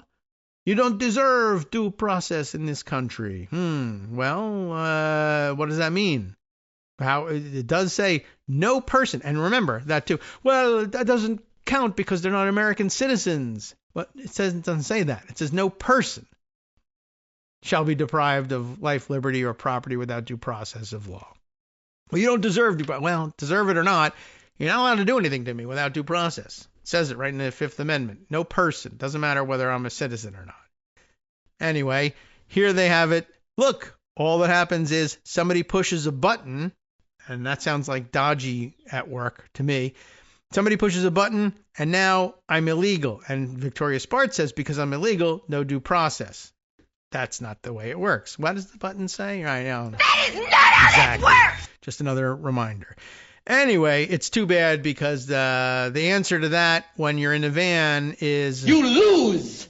Good day, sir! Well, that doesn't seem like due process at all. Next up, never seen something like this. According to documentation seen by ZDO, and I guess they have seen something like this now, but not before. That's the point. And university officials across the country, the unusual termination of students' statuses has occurred just in recent days as Secretary of State Marco Rubio has announced that the State Department has revoked at least 300 visas. Remember, this is supposed to be kind of extraordinary. And a case-by-case intervention by the Secretary of State in the name of actual individuals in the country. 300 times in it's been like 10 minutes he's been Secretary of State. The reason? The same little used rationale that the State Department used to detain and attempt to deport Mahmoud Khalil and an increasing string of students since then, a provision of, now we're finally going to get the citation, Section 237 of the Immigration and Nationality Act. That's the answer. Targeting students on the basis that their presence would have potentially serious adverse foreign policy consequences for the U.S. In one case, a student was reportedly notified by the U.S. that their visa was revoked per Section 221I of the Act, which enables the Secretary of State to revoke visas per their discretion. Just discretion. No real reason, just discretion. And that their status was terminated by Section 237. In multiple cases, the U.S. cited both the foreign policy provision and another portion of Section 237 to assert that the student was, quote, otherwise failing to maintain their status. And that's the fun thing. I revoked your status, and hey, you failed to maintain it. I revoked it. They couldn't maintain it, but there you have it. You certainly haven't maintained it, so you must be on your way out. This appears to be what happened to Tufts University graduate student Rumesa Öztürk, who was detained by masked immigration authorities on Tuesday. Some university officials are discovering these by sheer accident, encountering the changes as they look through the SEVIS database. Wait a minute, I thought she was cleared through May. Apparently not. Hey, how did we not notice that she had no status to begin this semester? Somebody has been in this database. A State Department spokesperson, we don't know, told Zedio that the department, quote, has broad authority to revoke visas under Section 221I of the Immigration and Nationality Act, and that they exercise that authority when information comes to light indicating that a visa holder may no longer be eligible for a visa.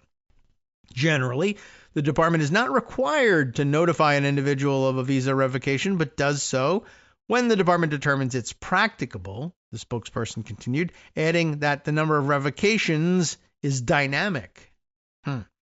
DHS and the White House did not respond to Zedio's request for comment. While much of the discourse surrounding college campuses has revolved around Ivy League colleges, virtually all the cases that Zedio reviewed occurred in state schools across the country. As with several of the recent high-profile cases involving individuals whisked off the street, it's unclear what actual grounds have justified the revocation. One university official told Zedio that a student from the Middle East whose status was revoked said they had not attended protests or had social media posts that might have triggered the move. Recall, Rubio's State Department is reportedly using artificial intelligence to monitor social media and revoke student visas. So maybe they're just completely wrong, as many things using artificial intelligence are. As one university official described the dynamic between student visas and student statuses, what we appear to be seeing now is that there's no difference. There's no daylight between the two. That there are cancellations happening in SEVIS by the government, and we don't really know if all the students are getting notified, or if some are getting notified. The schools are not getting notified. We've really never seen something like this, where it's so directly tied together, they added. So that seems pretty interesting, right? You can lose your visa, but then the school will usually look for a way to help you find a different status that will allow you to continue. But from now, the policy now is revoking both and closing off all possibility of there being any other status that could be awarded to you, and then not bothering to tell anybody. Right? The woman that they grabbed off the street near Tufts, there's no reason they couldn't have called her up and said, hey, we've revoked your status. You got to pack up and leave. And she may very well have done. I mean, I guess the worry is they say, well, we're afraid that they'll go on the lam. They'll go into hiding in order to stay into the United States. Some probably would. I don't know whether they have any real reason to believe that this woman would, but then that's something you can take to a judge. Take it to the magistrate. If we tell her that the visa has been revoked, she'll hide. She'll go underground. All right, then. Here's your arrest warrant. But if you get there and you say, we got no real reason to believe that she would, then the judge will say, call her up and tell her to leave. See what happens. That would be the approach. I don't know. Seems like they're not doing that. What I wanted to segue to with this whole thing was, I guess, the weekend's other, and I'm glad I make this the last story of the day, because, people get angry with you if you think it's the top story of the day. You're being distracted from what should be the top story. We covered what those are. But this is Trump's latest iteration of the same garbage, I deserve or should be allowed to run for a third term. What's going on? The Washington Post has their explainer. Trump suggests, quote, methods, whatever they may be, exist for bid for unconstitutional third term. And why even bother labeling things unconstitutional anymore, right? President Donald Trump again raised the idea of running for a third term in office. They acknowledge it's happened before. An unconstitutional idea that would run afoul of the 22nd Amendment. But we've run afoul of the 14th, the 5th earlier today, just minutes ago. Who knows? It's always been our contention that the Third Amendment is the least litigated, but, maybe that'll happen soon too. Anyway, quickly, we'll try and get through this. Brianna Tucker wrote this piece for the Washington Post. President Donald Trump on Sunday declined to rule out seeking a third presidential term. But so what? An unconstitutional act explicitly barred under the 22nd Amendment, saying that, quote, there are methods which you could do it. That's the quote. There are methods which you could do it. Under which you could do it? No, just there's methods. Okay. In a phone interview with NBC News' Kristen Welker, Trump suggested, that multiple plans have begun to circulate for him to run for a third term. He pointed to unspecified polling as an indicator of his popularity and claimed that he had the highest poll numbers of any Republican for the last 100 years. A lot of people want me to do it, Trump said. But my thinking is we have a long way to go. I'm focused on the current situation, current issues. I'm focused on the current, AC current. Asked whether any third-term plans have been presented to him. Yes, bring back smallpox and put tariffs on sunlight, I think, are probably among them. Trump said, there are methods which you could do it, as you know. No, we do not. Welker then mentioned a hypothetical plan where Vice President JD Vance would run in 2028 and, quote, pass the baton. I love the idea that JD Vance, handed the presidency, would resign it. But I guess, being held out a window of the top floor of a building in Kyiv, he might resign it. But that's probably it. Well, that's one, but there are others too, Trump responded, which include just saying, try and make me go away. I'm not joking, Trump said, but I'm not. It's far too early to think about that. Pretty trolly, and he knows it. Pressed again by Welker on the toll of the presidency and if he would want to serve a third term, Trump, who would be 82 years old in 2028, said, well, I like working. I don't think he knows what that means, but all right. Trump reiterated his sentiments about his popularity, wrong, and the prospect of a third term, wrong, when speaking to reporters Sunday evening, and maybe that was wrong too. What if it was wrong about what day it was? Sunday evening, of course, where? Aboard Air Force One. That's where he's at his most dangerous. Time on his hands, no structure. We have almost 4 years to go. You just started being president 2 weeks ago. And that's a long time. But despite that, so many people are saying, you've got to run again. They love the job we're doing, Trump told reporters. Despite the assertion, several recent polls have found that Americans are unhappy with many of the executive actions and the cost-cutting Trump has directed in his second term. A poll released on Sunday by CBS, for instance, found that 64% said the administration was not doing enough to lower prices. Trump, take egg. While 55% said it was focused too much on tariffs. White House Communications Director Stephen Shung said that it was far too early to consider the possibility and emphasized the support Trump garnered in the election. Trump, as a candidate and second-term president, frequently teased running for a third term and mused with supporters whether he should run again. The concept has gained traction with some of his most ardent allies, despite the Constitution's 22nd Amendment, which flatly and explicitly limits presidents to being elected to 2 terms. Well, what if I'm not elected? What if I just kill everybody? Okay. The 22nd Amendment was led by Republicans, by the way, and passed in 1951 in response to the 4-term presidency of Franklin Delano Roosevelt. An amendment can be proposed with 2/3 of votes in the House and the Senate, or by 2/3 of the state legislatures proposing a constitutional convention.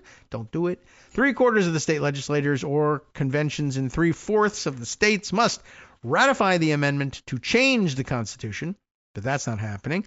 Some allies have taken such comments seriously, including podcast host and former Trump advisor Stephen K.G.B. Bannon. In December, Bannon suggested that Trump should run again, asking a crowd at a New York dinner, "Are you ready for Trump 28?" and raising the idea that a constitutional loophole could allow Trump to run for a third term. Less than a week into Trump's second term, that's now, Representative Andrew Ogles of Tennessee also proposed an amendment to the Constitution that would allow Trump to serve a third term. And then he praises him to the heavens in ways that he probably shouldn't. But at least that's straightforward. He's trying to amend the Constitution. It won't work, but he's doing it the regular way. Anyway, so no real suggestions about what the methods are besides, I guess, the claim of, well, if I'm not the one elected, someone else is, and then they step aside. I don't know if JD Vance is the right bet for step aside guy. Ivanka, Don Jr., Eric. Yeah, maybe. I'm sure somebody else. There's probably somebody. Walt Nauta. I don't know. Would do something like that. Anyway, what can I tell you? It's nonsense, but it's there, and people are discussing it, and so we've had to do the same. It did remind me as I was reading this thing in the beginning. I should have written a note down about, okay, what else did I want to read to you? I said, if only we had time to. Yes. Okay. Wow. Will I be able to find it is the next question. I'll be looking for Jamel Bowie's article of, I don't know. It's probably going on 2 weeks old at this point. But I guess since I was talking about constitutional, ignoring the dictates of the Constitution, left and right, this might be a nice addition. Don't think we're going to be able to plow all the way through it, but I'll set it up and it's something you can spend some time reading. It's from March 19th. Jamel Bowie, as I said, in the New York Times. Trump has gone from unconstitutional to anti-constitutional. And sounds like there's an interesting and subtle difference. Let's see what he has to say about it. Most of us know what it means for something to be unconstitutional. An unconstitutional act, third term, etc., is one that violates some aspect of the Constitution as understood by the courts, although the public and its representatives are also free to make claims about the constitutionality of one act or another. The courts have said, among other things, that racial segregation, for instance, in public schools is unconstitutional. Unequal representation in state legislatures, unconstitutional. Laws banning same-sex marriage, unconstitutional. Moving to the present, we can say that President Trump's order overturning birthright citizenship, for instance, according to the plain text of the 14th Amendment, unconstitutional. There's also a strong argument that the president's effort to remove transgender people from the military service is, as a court ruled Tuesday night, I guess a couple weeks ago, unconstitutional. You get the picture there, right? But there are other ways to evaluate the actions of a government. You can ask a somewhat different question, not whether an action is constitutional, but whether it sits opposed to constitutionalism itself. You can ask, in other words, whether it is anti-constitutional. The project of constitutionalism, the historian Henry Steele Commager wrote, is the project of government under law, by law, through law, in conformity with law. It is, to borrow from John Locke, to have a standing rule to live by, common to everyone in that society, everyone of that society, and made by the legislative power erected in it. And in the American political tradition, it is the central principle that governments are not omnipotent, but only of limited authority. Part of the conceptual basis of constitutionalism is a division between sovereignty and government. Sovereignty is the possession of supreme authority over the polity, and government is the instrument of that sovereignty. In an absolute monarchy or dictatorship, sovereignty belongs to the man or woman in charge who commands the state in its entirety. In a constitutional system such as ours, sovereignty belongs to the people who invest their authority in a set of rules and norms, a constitution which binds and subordinates the government to their ultimate will. The Congress may make law, the President of the United States may be the head of state and of government, and the Supreme Court may interpret the Constitution, but as instruments of the people's sovereignty, each is bound by ordinary statute and higher law. And this brings us back to the notion of anti-constitutionalism. An anti-constitutional act is one that rejects the basic premises of constitutionalism. It rejects the premise that sovereignty lies with the people, that ours is a government of limited and enumerated powers, and that the officers of that government are bound by law. The new president has, in just the first 2 months of his second term, performed a number of illegal and unconstitutional acts. That's certainly the case. But the defining attribute of his administration thus far is its anti-constitutional orientation. Both of its most aggressive and far-reaching efforts, the impoundment of billions of dollars in congressionally authorized spending, and the attempt to realize the president's promise of mass deportation, both rest on fundamentally anti-constitutional assertions of executive authority. All right, you get the idea? We're not going to make it all the way through this piece, but I recommend that you read the rest of the way through. But the basic difference is, right, okay, if we've written it down and it's in the Constitution and you say, I don't agree, I think that's wrong, I think that's the wrong interpretation, or I think there's some nuance to it that should allow for this, that, or the other thing, but you're wrong, unconstitutional. But saying our Constitution allows this, that, or the other thing under narrow circumstances, well, who cares? Stop me if you can. Where are your troops? I will murder you if you try. Anti-constitutional, right? There's no constitution. You can't amend the Constitution in a way that stops someone who's anti-constitutional. I don't care what it says in the Constitution or how it got ratified. You're going to jail. I'm deporting the rest of your family and killing everybody you want, every one of your neighbors who tries to stop me. Anti-constitutional. That's a bigger danger. And I guess when you don't bother with any warrants and you just snatch people up off the streets and you think due process isn't deserved, anti-constitutional. Listening to Kagro in the morning with David Waldman. So there you have it. Victoria Sparks, also anti-constitutional as it turns out, even though she thinks she's taken an oath to defend it. Okay, time to hand things over to Justice Putnam for the West Coast Cookbook and Speakeasy. He's very constitutional, and that's the good news here. What's on top there? Musk made an unhinged legal threat because Tesla sales are tanking worldwide. Stay tuned.